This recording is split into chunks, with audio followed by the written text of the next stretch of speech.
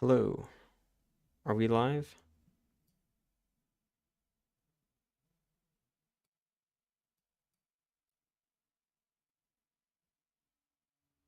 Been having a little bit of technical difficulties, so just gotta make sure.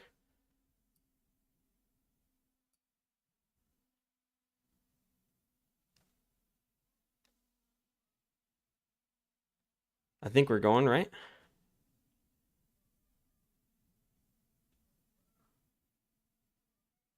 All right, great. So,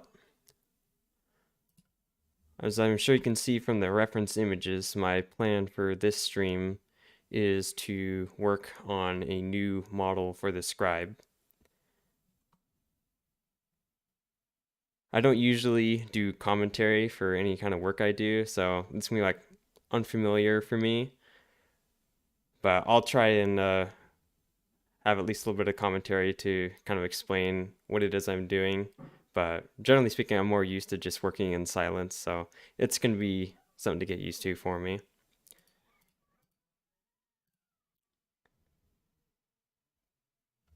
But yeah, I'm just going to go ahead and get started. Um, would you guys maybe, I'm not sure if the size for the reference images is good, if maybe I should make them a little bigger just so you can see it easier, but yeah, I guess if that's something you'd like, I can make that adjustment real quick.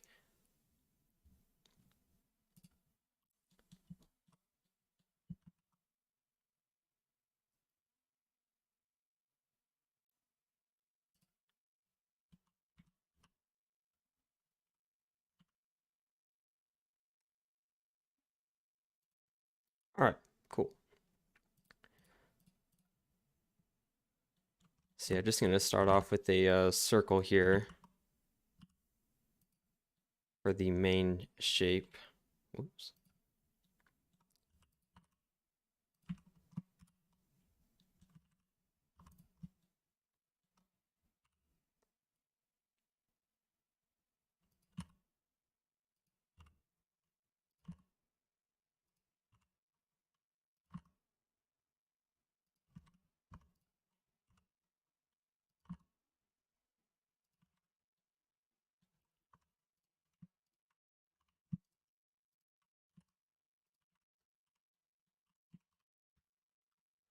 So just gonna, I like to work using just uh smooth faces, and I just turn on the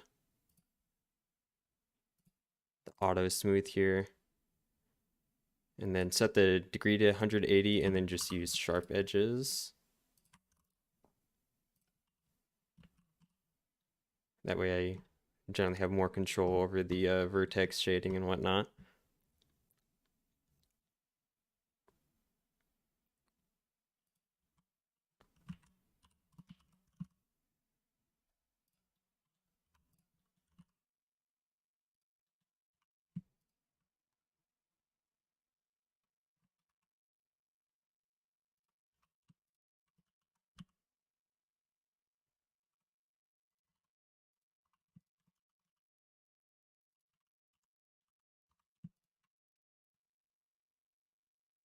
Yeah.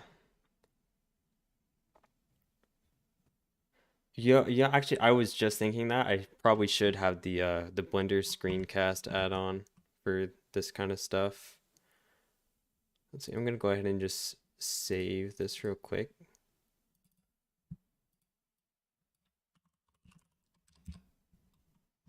All right, I will not have that be sharp. And adjust the profile on this here.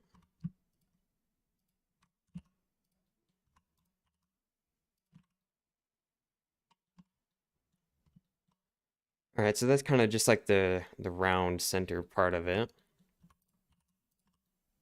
That'll be good enough for now. Let's see. So we do actually have another thing I could add to that. Maybe I'll add some subdivisions here. Or hang on, no. I only want the subdivisions on these edges.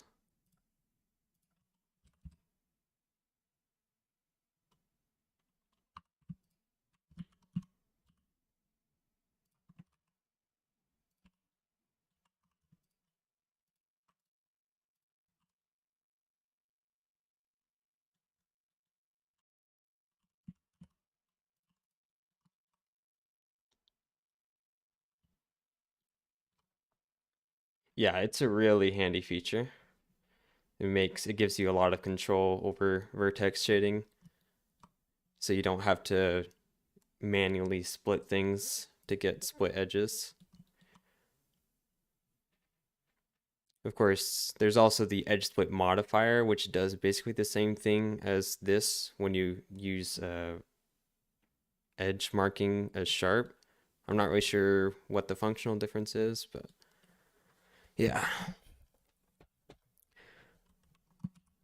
So now I kind of want to work on the more cubical part of it.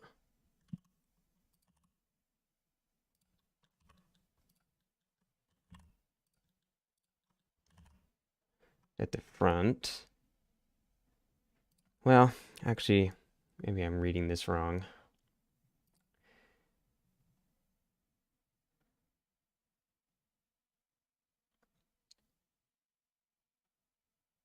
Yeah, when I'm doing this, I just have to like look at the sprite and just kind of just think for a minute, like what's actually going on with it.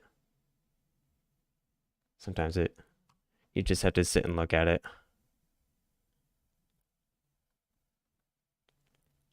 Plus, I also have the remastered sprite up, and there are differences between them, so I kind of have to look at them and kind of compare and just kind of pick and choose which details that I want to try to bring out, because the remastered one is going to have a lot of details that maybe I'm not going to be concerned about since I don't have that resolution, but it will also kind of act as a guide for kind of how to do the 3D. But also, I don't really like to add too much detail because there's no point really in modeling detail that's not going to be visible at all. At least that's how I think of it.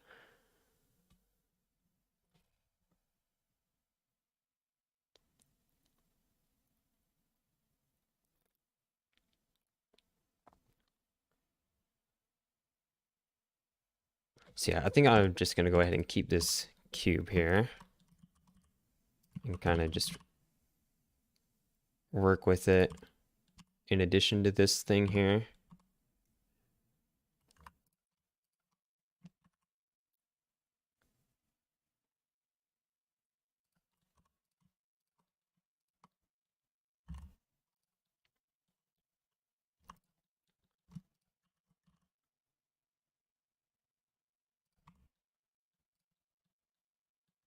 And then I can also go ahead and add in the source, this is a bit rotated. I should probably use a more precise number for that, maybe like 10 degrees.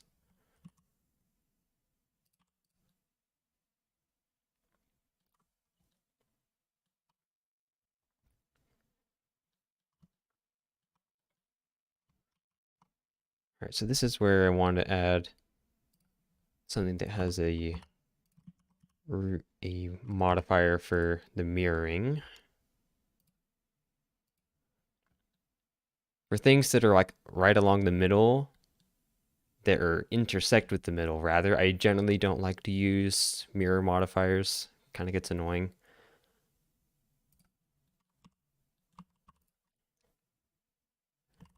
Now we have this kind of round thing here. I'm gonna need to add some bevels to it.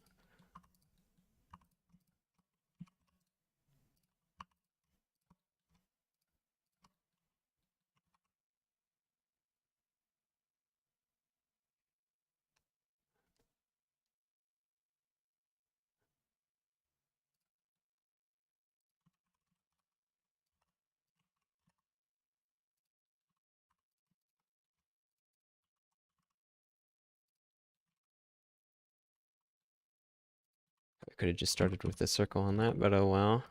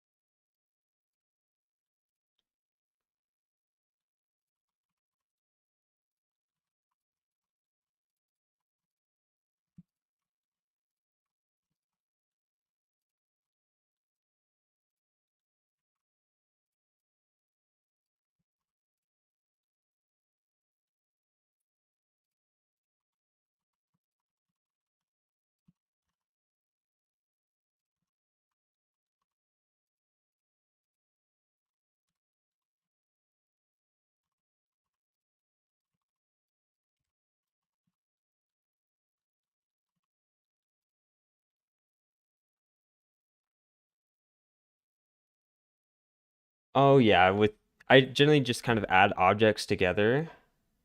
So I like to work in just like primitive shapes early on, and then just kind of work in more detail once I have the overall shape done. So yeah, I'm already going to be moving on to new parts of the model. Like for the little, I don't know what you call those, like spikes or whatever, I'm just going to add cubes until they're rough shape. See, I can take that and join those together.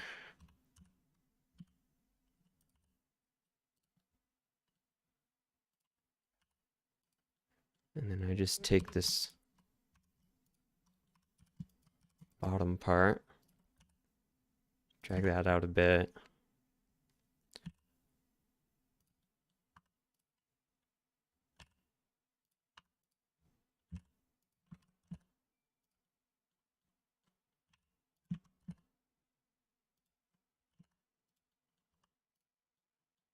And I've got that there.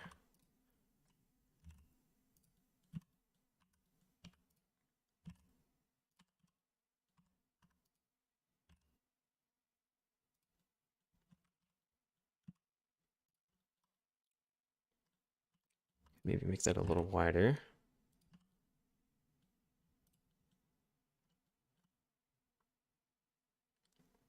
And then, let's see, now I'm just gonna work on, I guess like the wings, I don't know, whatever you want to call those, the ones that span out to the side, which is just again gonna be a plane for now. Or I guess a cube, rather.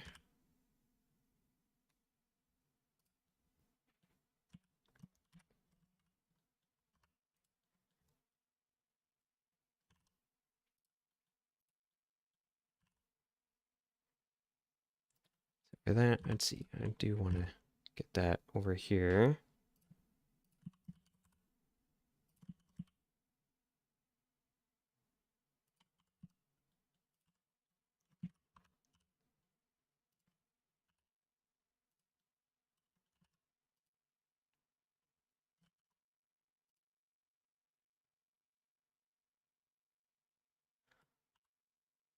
Just going to start with that.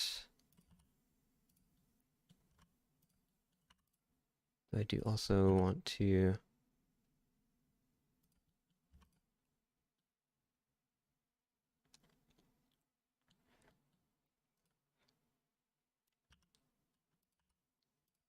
see, I'm going to have to take a little bit to parse exactly what's going on here with the shape.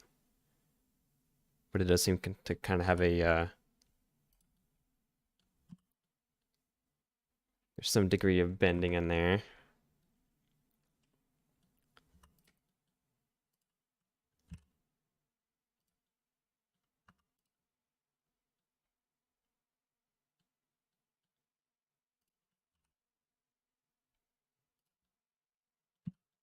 And I just gotta subdivide these.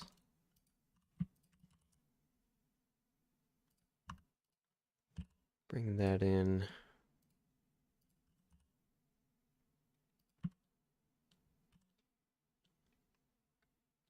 Now I just need to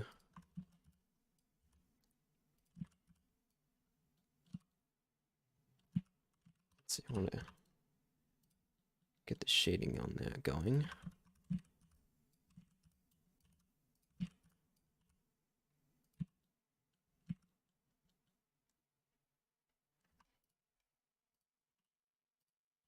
Bring the tips together a bit.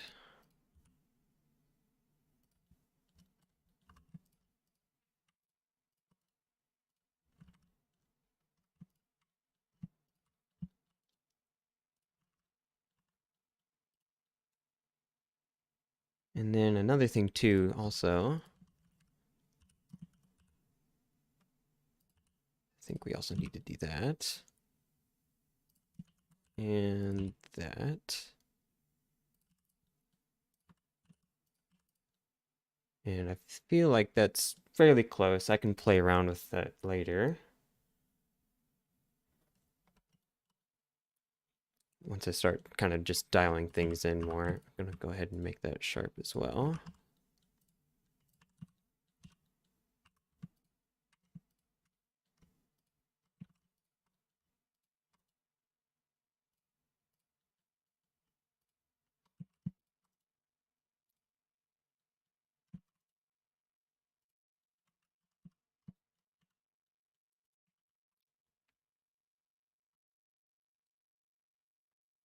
Um, so with Blender, I've been using it since about 2015. So yeah, it's been a really long time. I started doing Blender, just doing hobby stuff. Um, when let's see, how old was I? I was like 14 or so. So yeah, I don't know. It's basically the only 3D modeling program that I've used in any extensive way. I haven't ever used like 3ds Max or other industry standard tools like Maya, things like that. Like I've pretty much just used Blender. Yeah, yeah. I was doing StarCraft 2 kit bashing stuff. That was what I did pretty much exclusively up until oh, I mean up until pretty recently. I basically exclusively just did StarCraft kit bashes. But in the last few years, I've started more with actually making my own models from scratch and doing texture art and whatnot. But yeah, pretty much that's even then, it's still pretty new to me, like because everything up to basically until I was doing some CMBW stuff was basically just exclusively models made for StarCraft 2. But yeah, if you've seen any of the videos on my channel with like just like random modding stuff I did, basically all the custom models that you're going to see are stuff that I worked on.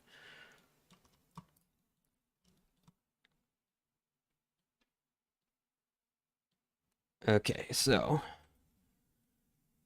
with this here, I kind of want to extrude this out and scale it up to kind of start working on the back of it here.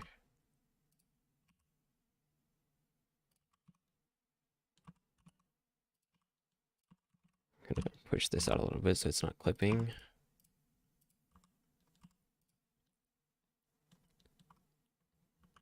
And then I can add the cube here, the stuff on the back.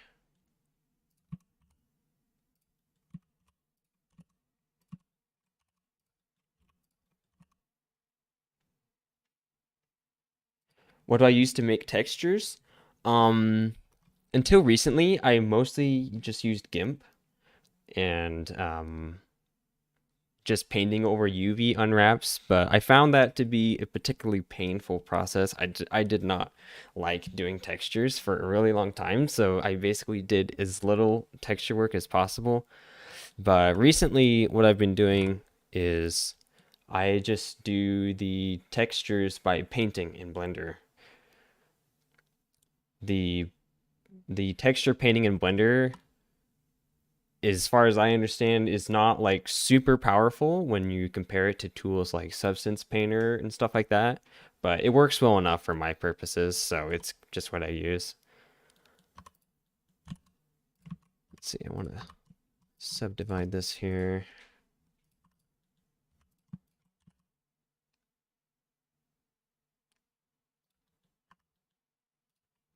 And push that in.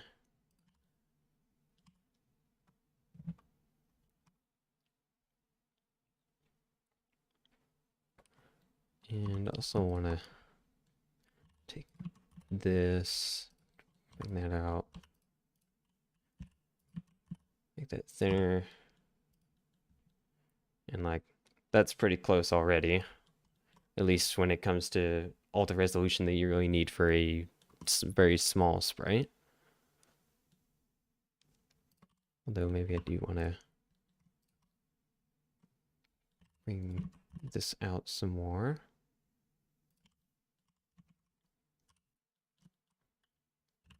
Oops.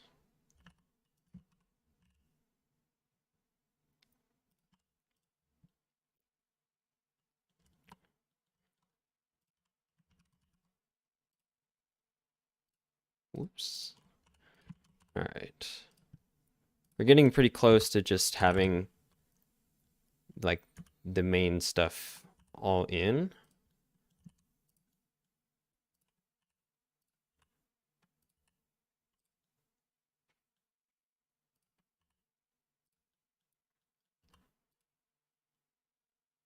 Now I just take this, drag that out.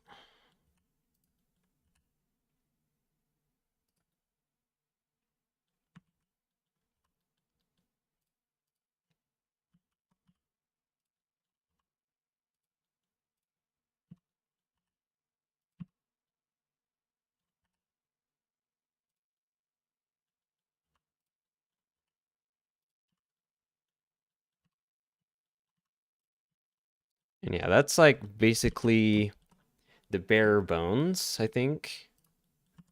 Well, I might want to take this, make it more around that.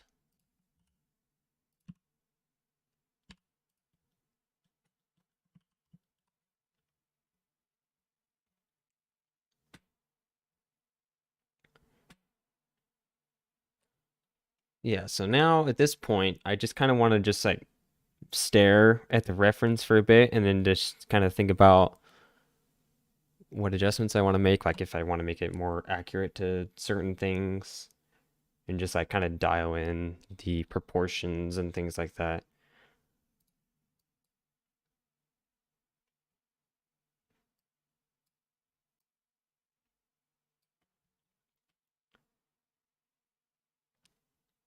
Like with these here, kind of want to bring those out a bit more.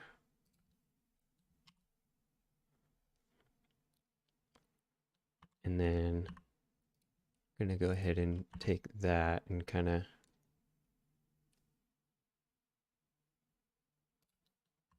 taking a little bit more from the remastered there. Do need to add another subdivision though. Oh, hang on. What do we got going on here? Oh, okay.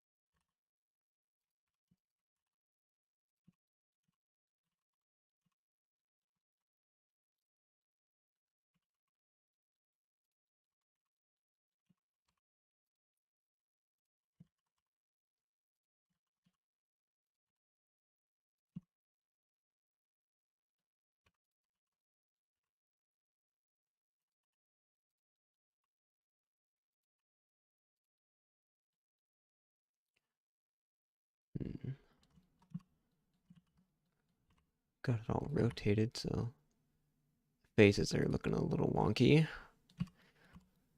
I do love non-planar faces.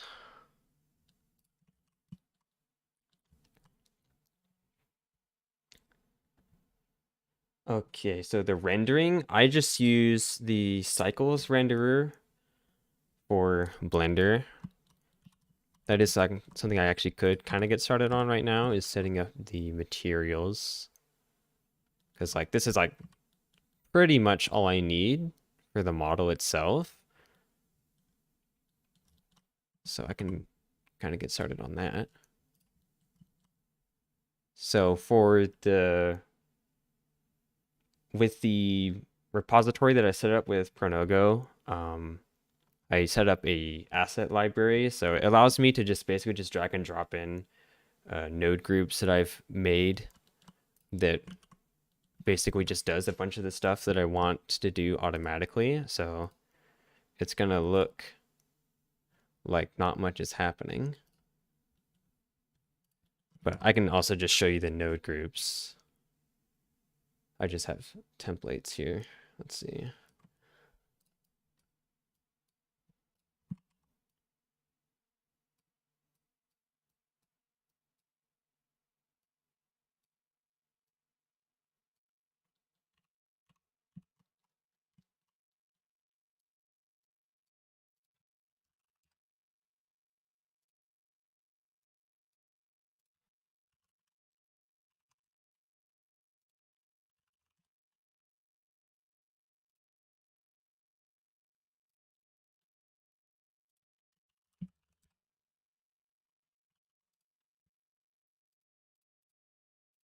Let's see. I'm just gonna assign everything to that material to start with.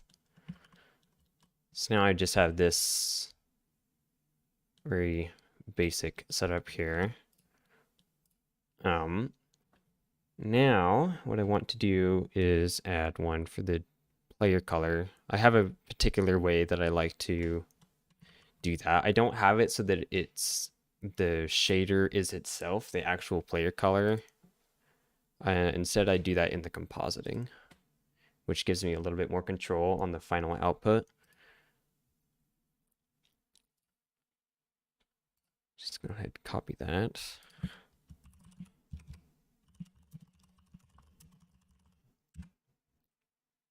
It's not a plugin, it's just a node group that I made. And I'm just pulling it in from an asset library that I put together. If I go in here, you can see these are the nodes that it's made up with, which it also has another node group in here, which has these. So yeah, it's just stuff that just generic stuff that I set up so it can be easily pulled in. Okay, so for the player color and compositing, I need to go to the passes, check object and material index, and then the player color material I tend to just have on index 1.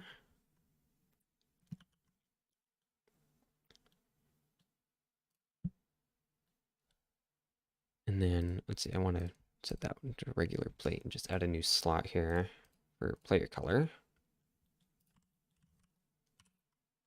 I'm going to lift that a little bit. So I'm going to set these to player color. And then I just give that a gray color. Or, whoops, wrong slider. So I can tell what the player color is. Real quick, I'm going to set up a camera.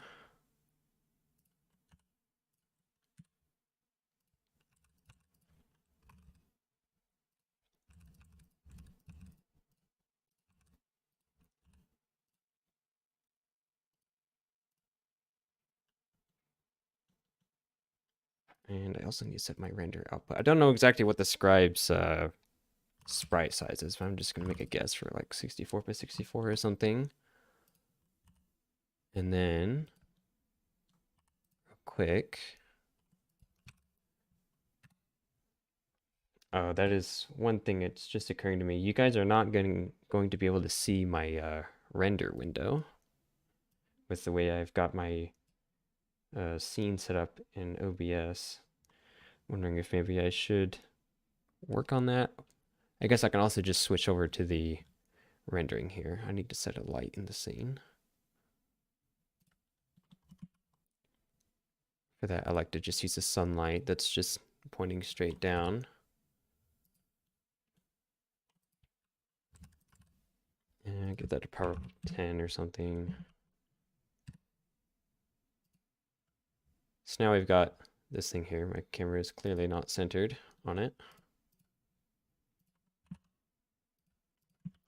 Anyway, what I want to do now, set up the compositing nodes.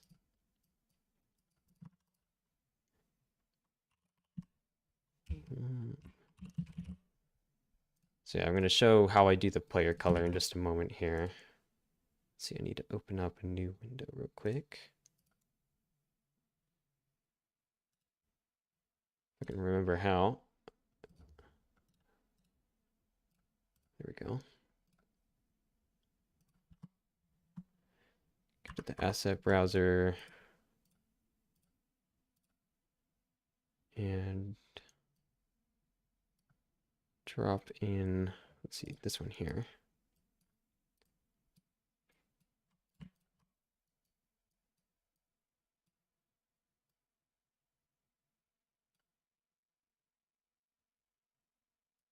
And then I set the index, the material index thing in here, set that to the player color one, and then that is going to be my player color mask.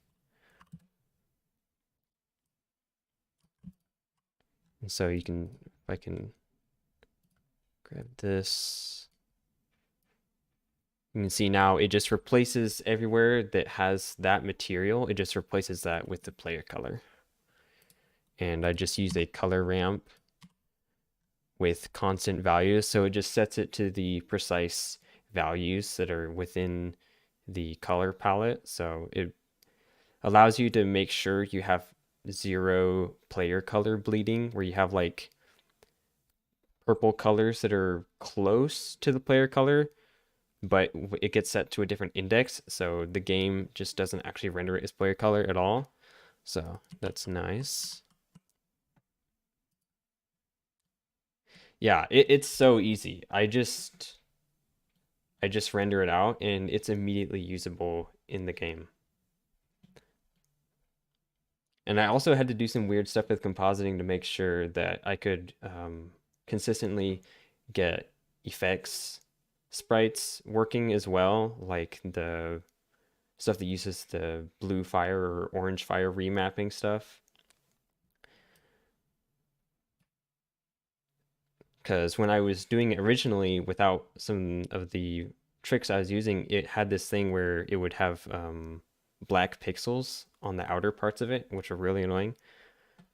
But I suppose like maybe it's just like the alpha masking doesn't work at full detail or something, and so I just did this thing where I downscaled the output of the alpha mask and then scaled it back up, so basically just reducing the resolution of the alpha mask, and that worked. So oh, lucky guess, I don't know. Anyway, now I want to get back to here. I'm going to bring my reference images back up on my screen. And I could,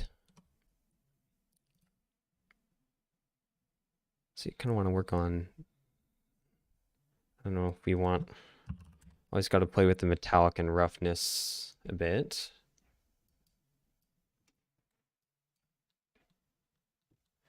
We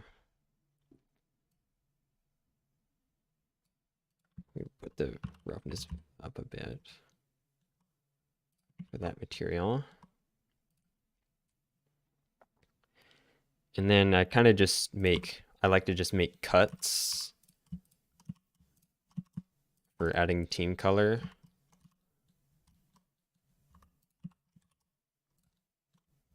So now I can just take this and apply the player color to that.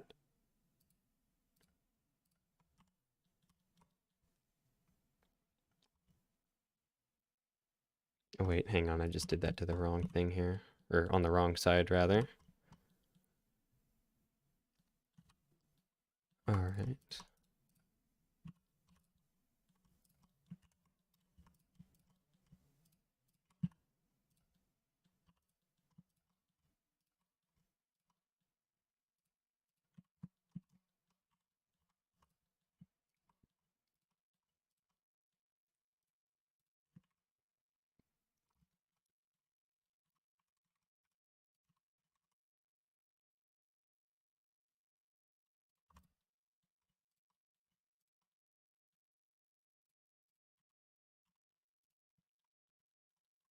I do wonder if I actually want these to be sharp or not.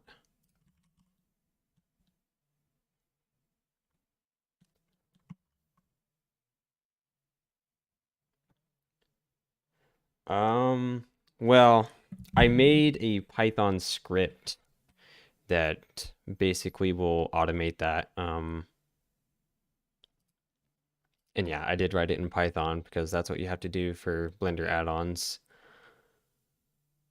When in here, I added a add-on that lets you just put in. So I don't know exactly what the sprite file path for the Scribe is. I'm assuming it's just unit protoss probe. And I just give it a frame range, and I use this here to tell it how many angles to render out.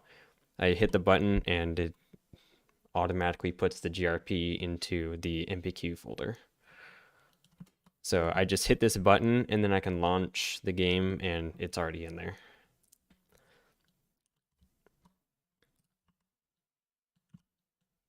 Let's see, we've got some weird. The vertex shading here is a little weird, but I'll fiddle with that later. I'm going to go ahead and add a loop cut for subdivision there.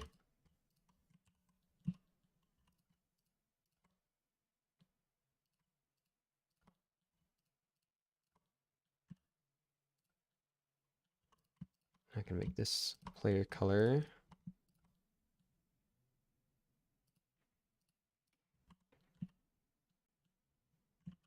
So now if I go in here, use my reviewer. Let's see this. So whatever is going on down at the bottom part, I can only barely see what's actually going on there. And that is because the shadow. So now my next step for lighting is I add another sun object, which is not a shadow caster, and then just set it to the same angle as the camera. So it basically acts like a fake global illumination where basically this sun just applies a uniform amount of lighting to just whatever the camera can see.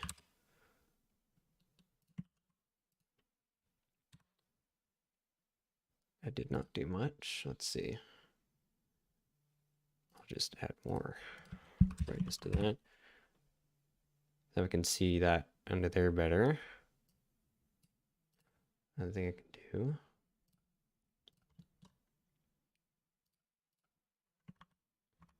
Do that. There we go.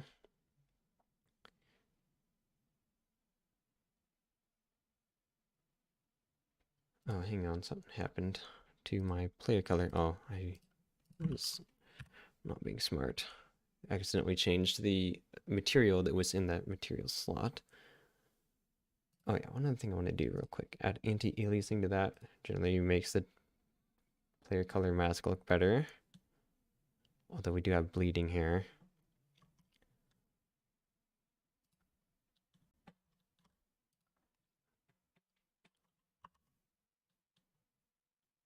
Okay, this here needs to be player color. And then real quick, I can also make a material for this here.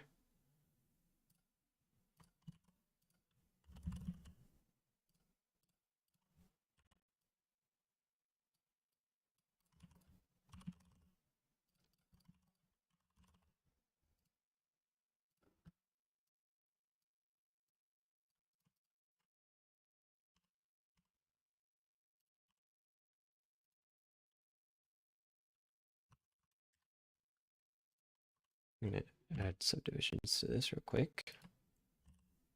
So it's actually a bit round.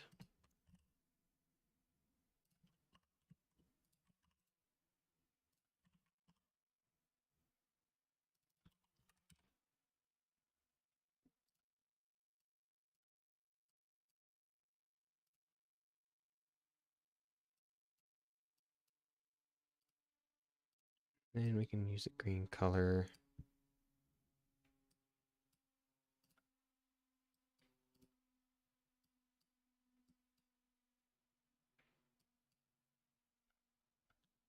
Let's see. Am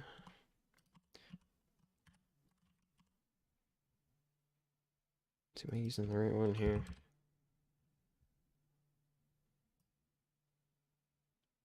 This is not behaving in the way I usually expect it to.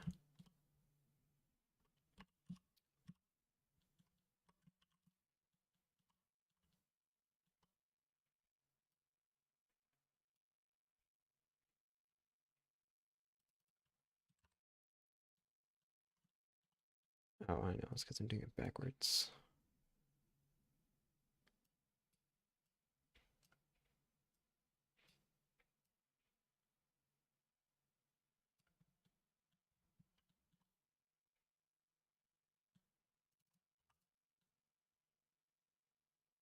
All right.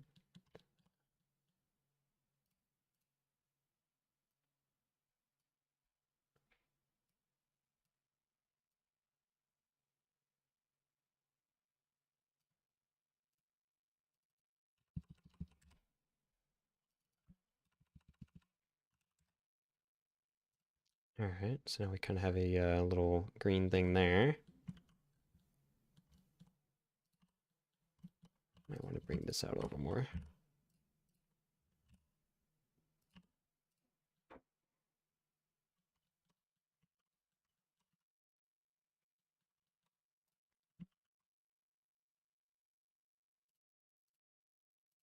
And then what I like to do for this one here, I usually like to have a darker hue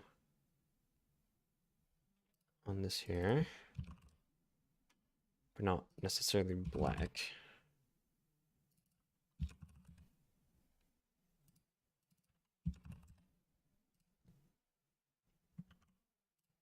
I'm gonna try marking that as sharp again, see how that looks. So now we're coming up with something that looks a little bit more like something you would actually put in the game, I think. But it does still need some work.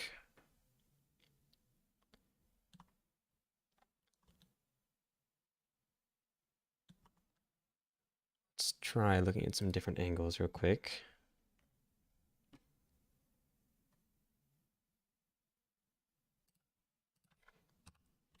Oh yeah, that's right. I do need one more thing with the camera. Set it up on an empty object. My rotation axis.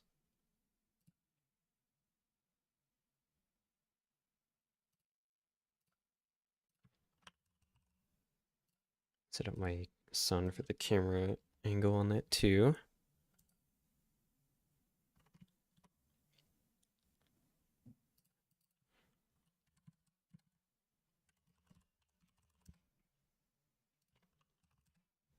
Now I can just rotate that. All right, now what I need to do is get the model centered more properly.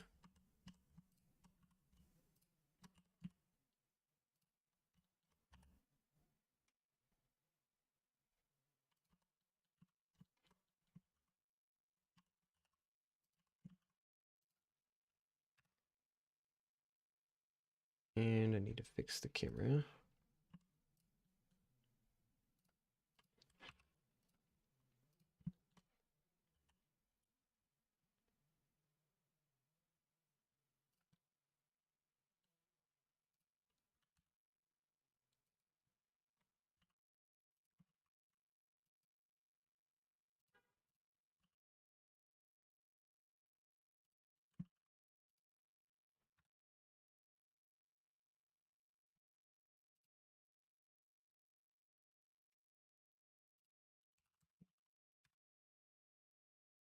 All right, that's closer.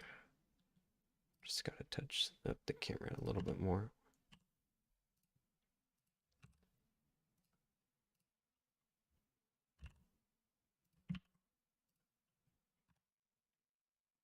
Oh, nope, that was the wrong way. Hang on.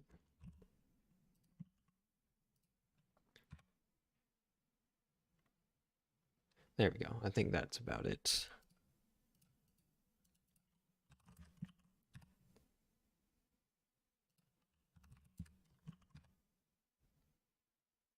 There we go.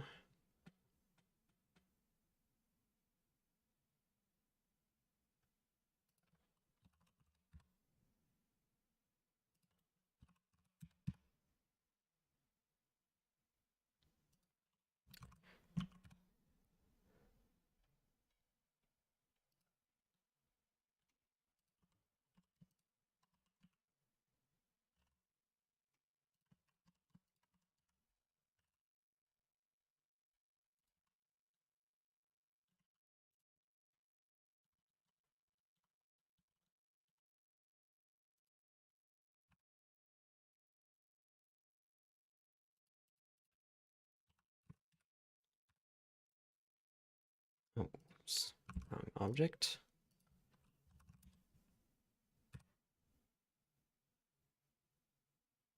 All right, yeah, I'm content with that for now.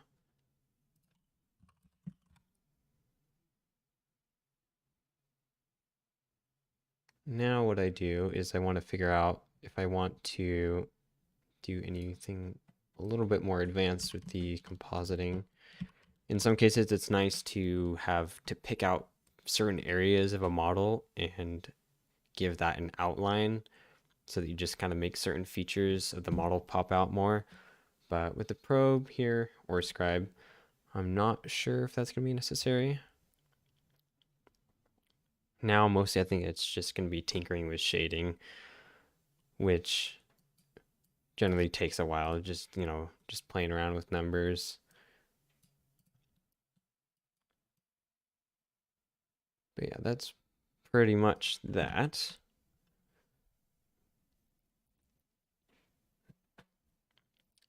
Do you actually think though, with this here, I want to take this.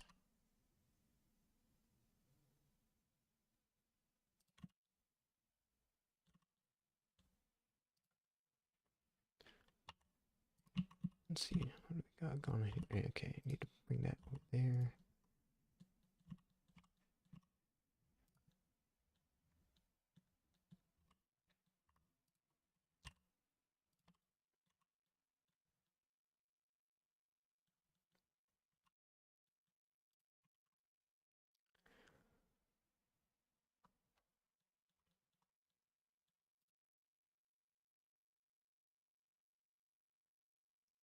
This is the underside of that. This here, there is actually a little bit of team color you can see.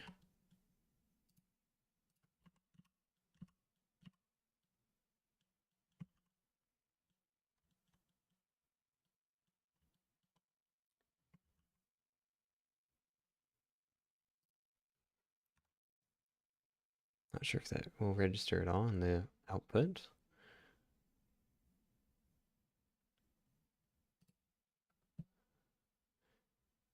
I think I do want to do real quick. I want to subdivide this here.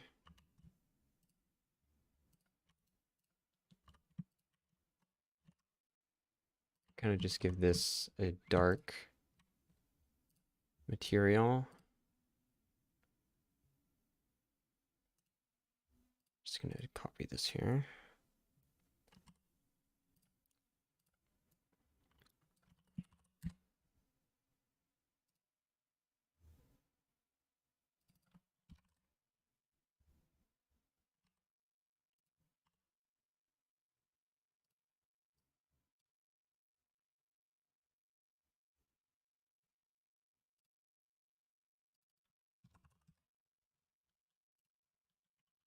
And then with this here, we should have a bit cleaner of a border between the player color and the non-player color. Just bringing down the average brightness of the pixels in that area.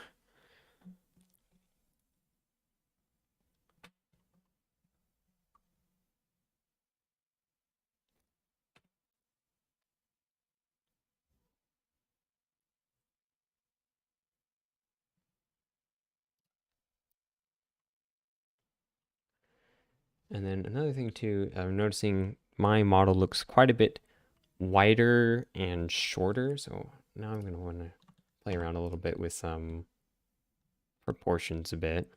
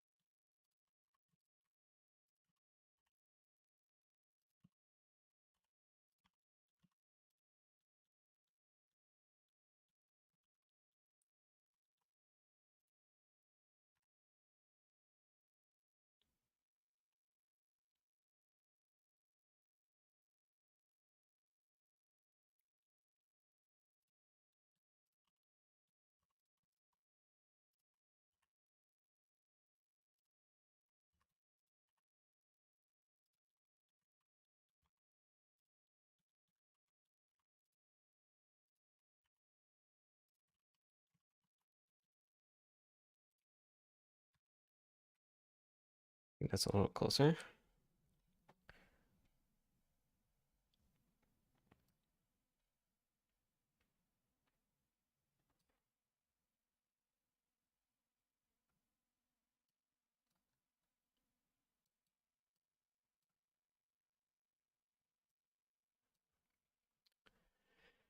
Yeah, for a start, I think I'm actually pretty happy with that. But at this point, I would just be making small adjustments from here on out. But yeah, the bulk of the work is done, I think. Um, if Veek, if you're still in chat, what exactly is do you know exactly what the resolution for this sprite is supposed to be?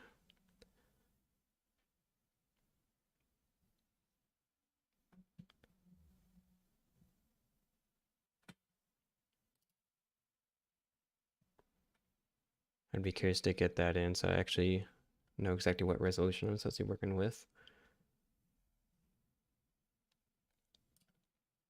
I'm gonna guess it's actually a bit smaller than 64 by 64. Maybe,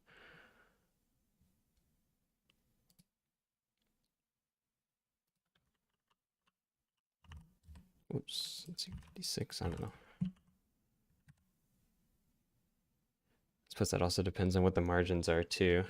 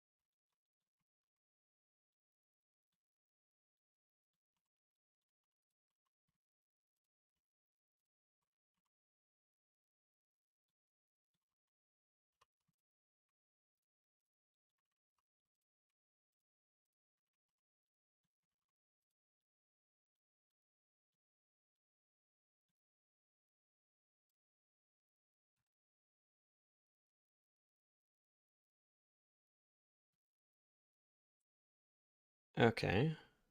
So yeah, probably the difference is the margin, because it does feel to me like I have more resolution that I'm working with here than the original sprite does.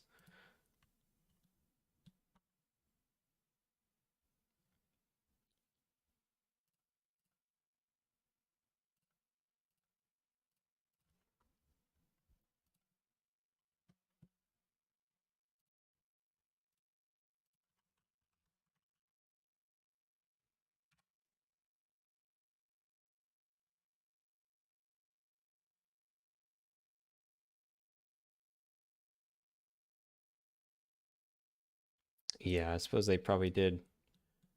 I wondered if maybe I should not have it do that, but I suppose so we can always work out later. But I can do that real quick.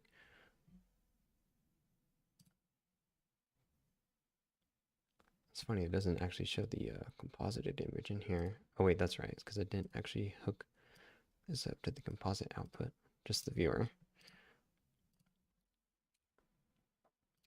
I mean, yeah, I think it's usable right now. Like obviously there's stuff that could be done to fine tune it a bit, but like it's pretty close to something that Pronogo would probably want to use. I don't know. I guess you'd have to ask him, but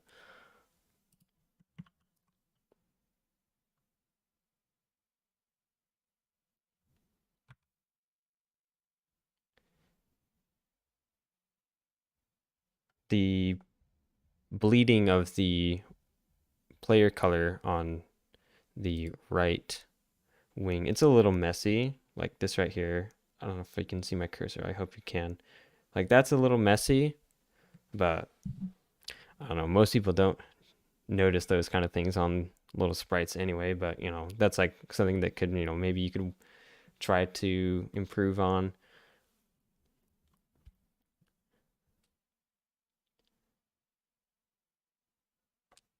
Like maybe ideally. Maybe that's just not something I would do, or maybe I would just kind of move it over to a different part.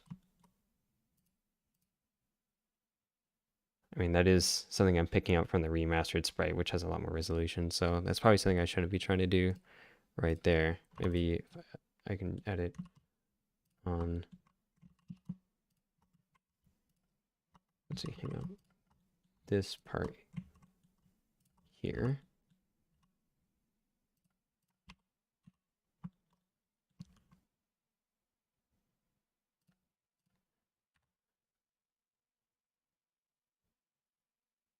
But then it kind of bleeds into that there. So yeah, I don't know. Always have to play around with stuff like that.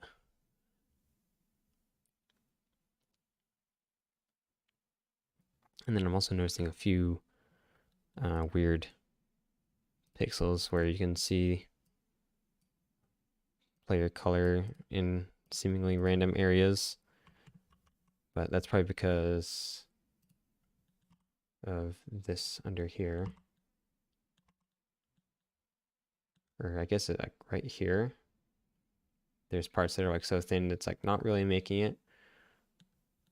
So maybe to improve that, I could just kind of try to widen that out. That we don't really get the part where it's just bleeding out completely.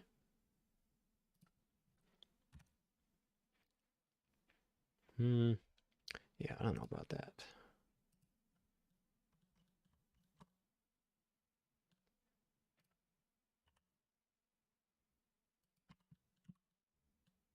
Do you wonder how visible even is that on the back angle?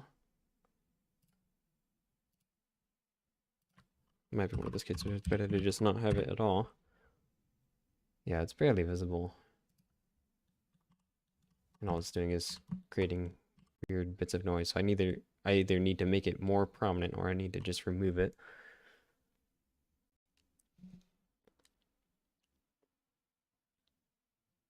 Yeah, that's the one drawback with the anti-aliasing. You can get bleeding, but I think it generally looks better because it kind of makes the player color taper to a darker shade when it gets to the outer edges, which generally looks better in my opinion. But yeah, in some cases, I'm sure it's good to have it. In other cases, it won't be. Yeah, I could just go for something really silly like that. Departing from the original sprite a bit there, but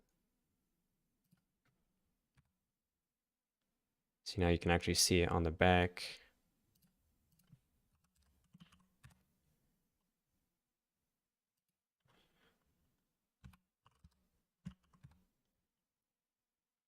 But then it kind of just becomes a sludge of player color there. So yeah, I don't know. It might be better to just not have this area be team color or player color. I can never get those terms straight. It seems like in StarCraft 1 they call it player color. In StarCraft 2 they call it team color. I don't know.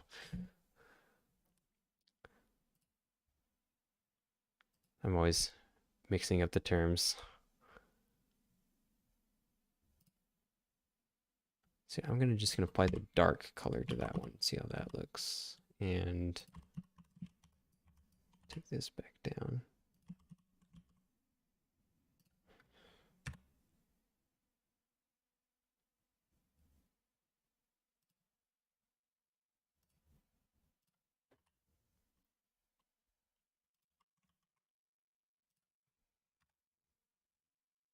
Yeah, I think that looks about right.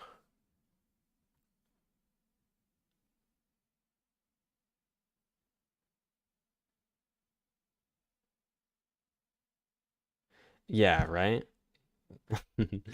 Yeah. Player color does make more sense when you think about it, at least for a little bit. Yeah, yeah, I think that's true.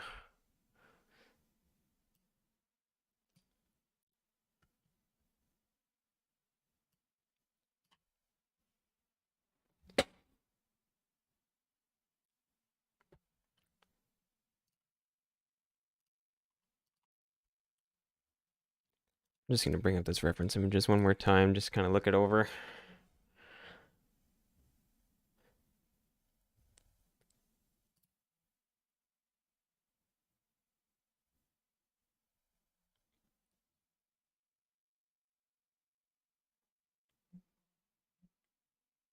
I am noticing, at least in the remastered sprite, you can actually see there's even a little bit on the original sprite, but the front like little spike thingers, those are actually player color. These things here. I wonder if I can try that out. It will kind of compete with that though. Yeah, see that? I don't know about that. Could try changing the multiplier here.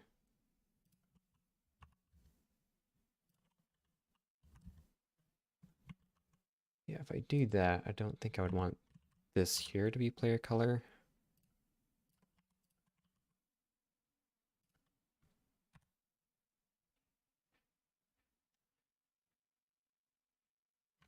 Yeah, so I don't know which I prefer.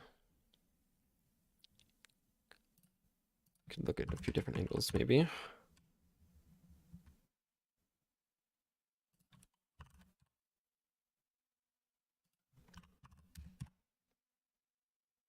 Obviously for that angle, it doesn't really matter. Now here is one thing that is annoying with the way I'm doing player colors. You'll have spots where the mask bleeds into areas that it shouldn't. And that's not even because of the anti-aliasing. It just is there even though it shouldn't be.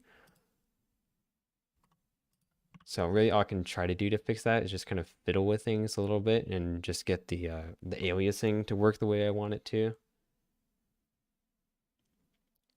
Because these are taking the player color from the thing that's under it, but they're taking like the value of the player color basically from the other part of the model. So it doesn't look quite right. But I don't know, maybe it's just not important to have this be player color, so I can just like do that and then that wouldn't be a problem anymore. But then you don't have the little bit of player color around those edges there.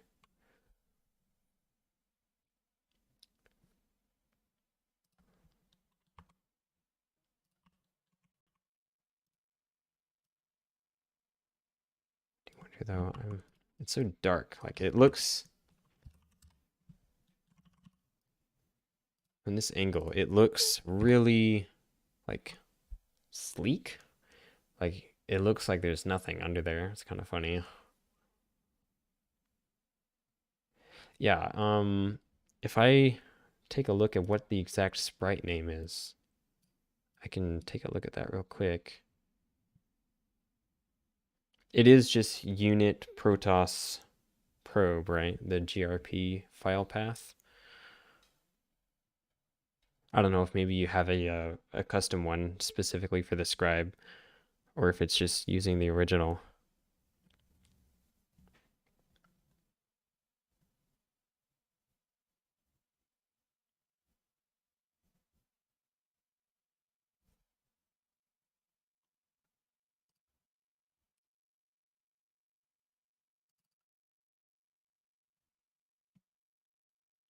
Okay, I figured.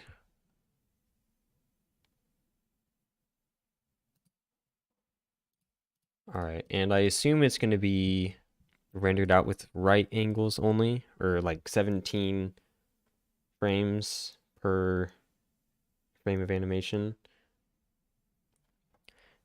And I don't know what kind of animation frames they have. Is it just going to be 17 frames in total, or do they have or do they have the mining animation stuff built into it as well?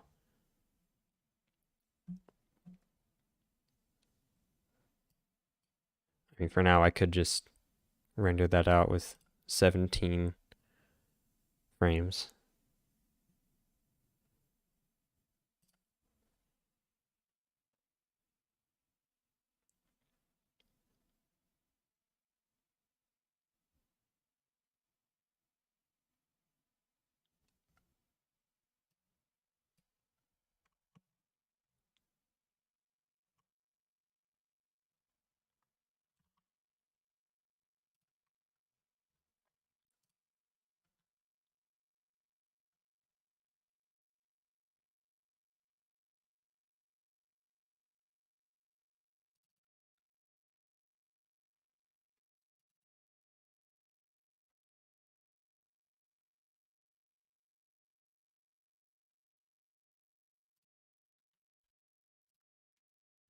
All right, I'm gonna add a new window to this to the stream source in a moment. Uh,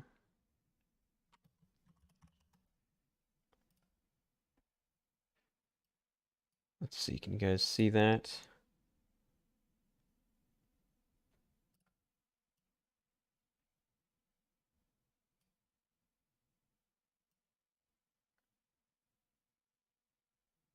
Okay, I'm gonna hope it doesn't blow up.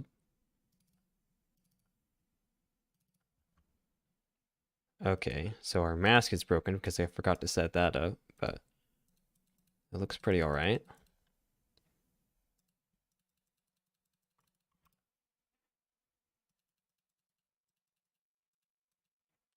All right, let me see what I did wrong here. Oh, I forgot to set the opacity mask. That would be what's going on here.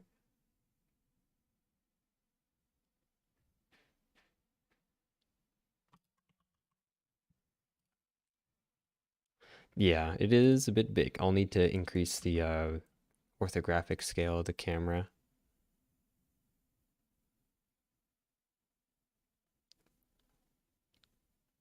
Right, yeah. I mean, when you have a model, you can make the sprite however big you want now because you can actually render it out yourself.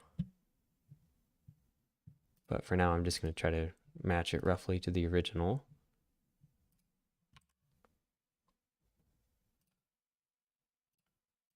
I'm just going to increase the orthographic scale like 8.5-ish. Maybe 8.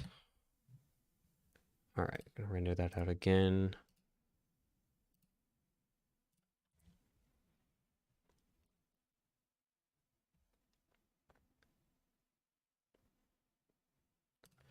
All right, gonna exit this real quick.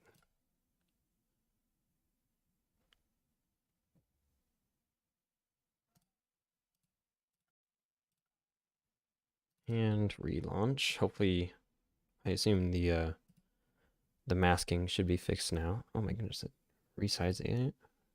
That's very, wait, oh, hold up. No, I want to put that back.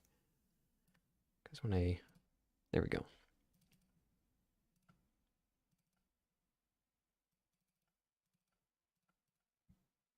There we go. There we go. Because I didn't set up the mask for it in the compositing node group that I had. Now, obviously, it still has retained the original shadow because I haven't rendered out new shadow yet, but yeah. The thing that you just watched me make is now in the game.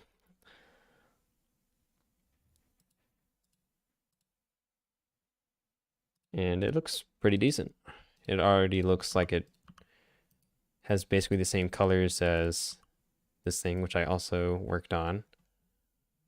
And it's also pretty close to what this has. I could clean up the shading a little bit on the player color. Like this, the thing in the center here has a very flat color. I could tweak that so that it is darker on the edge and brighter in the middle. But aside from that, it looks pretty good, I would say.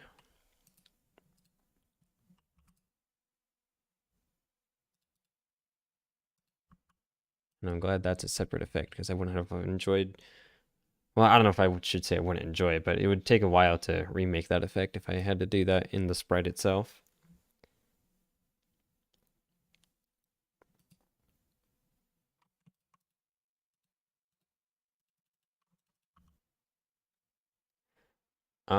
Yeah, I do use ambient occlusion nodes to kind of get the shading around like the edges of things a bit. It's not super noticeable on this particular model, I don't think, but yeah.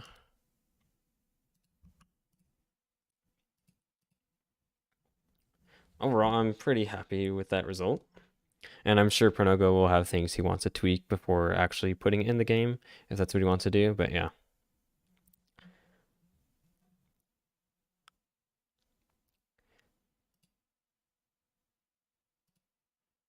Now, Just gotta fix the AI for it too, and then it'll be perfect.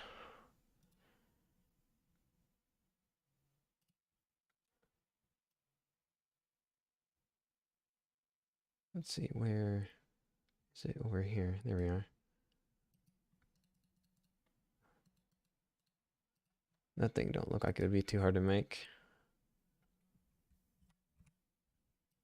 Oh, I see. I didn't pull the latest version. These are the old Legionnaire.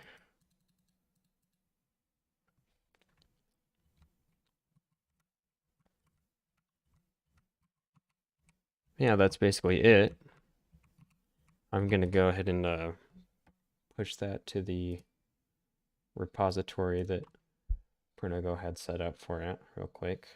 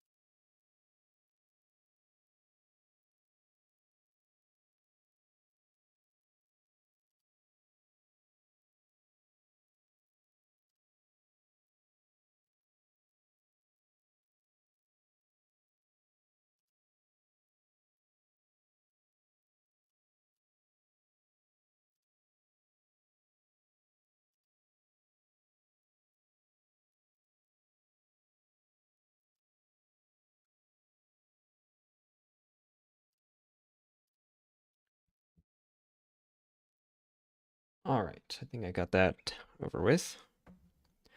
Other models. Let's see. I know we have something. Prinogo had something for the manifold. I don't know what's going on with that. I did work on like the materials and stuff for that and whatnot. I'm not sure exactly what he has planned for that, but there is something potentially for the manifold, which has already been done, but we haven't seen yet. Um, as for other stuff to dig into, um, I know Prinogo talked about maybe doing another an Amaranth remake, maybe. Um, oh yeah, and I don't have the new Vagrant in here either. But for other stuff that I could do, maybe this thing. That thing looks like it'd be a pretty quick remodel, similar to the Pro pair.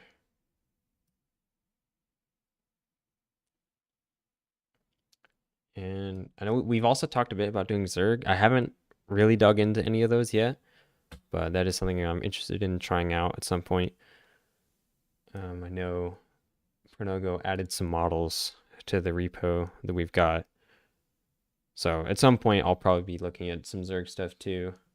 I don't know exactly what he has in mind, but yeah, the Zerg, it is a little all over the place, that's for sure. Like with the buildings, most of them surprisingly work fairly well. The buildings mostly work. Yeah, there are lots of different stuff going on with the units.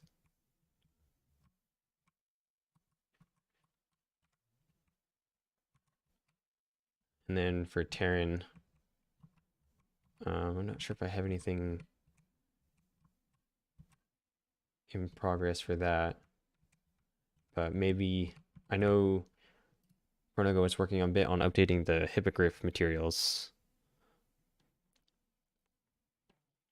Yeah, with Zerg, it's the modeling process is probably going to be a lot more involved. Like, um, especially with the materials. I can't imagine my drag and drop material thing is going to work as well for Zerg. With that, I imagine you're going to need textures and you're going to need to paint them, which makes them, like, generally speaking, a lot more involved. Like with this probe model, I had to do no texture art whatsoever. I just drag and dropped in some node presets and it was basically good to go. But with Zerg, you don't really have that.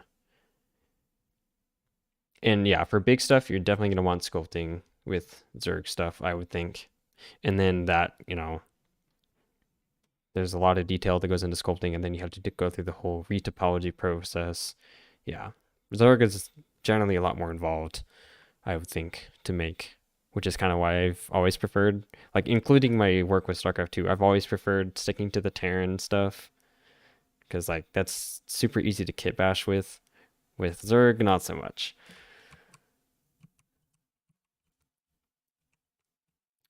But yeah, I think I'm just gonna go ahead and call it here. We've done what we set out to do. And let's see, how long have I even been live? Oh, it's only been an hour and 20 minutes. So, yeah, that didn't take very long. Maybe I should do another one.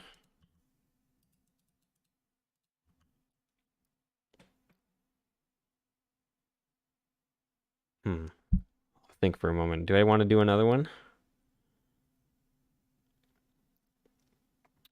Oh, that's actually true. Retopology isn't necessarily needed for rendering, but if you want to um, make your renders faster, yeah, it's probably going to be something you would want to do, since we're not going to be doing, high resolution renders.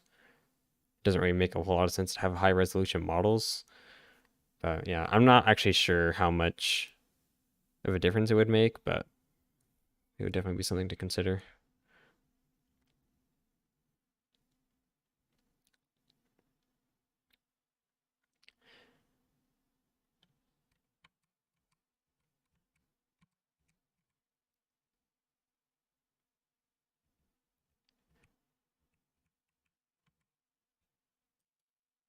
Yeah.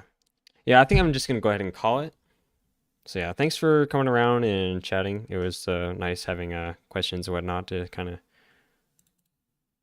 keep it kind of helps me to have, like, at least somewhat of a conversation to actually be able to add commentary to things. It's easier for me to have a conversation than just talk to the air, right? So yeah, anyway, thanks for coming, and I'll see you guys around.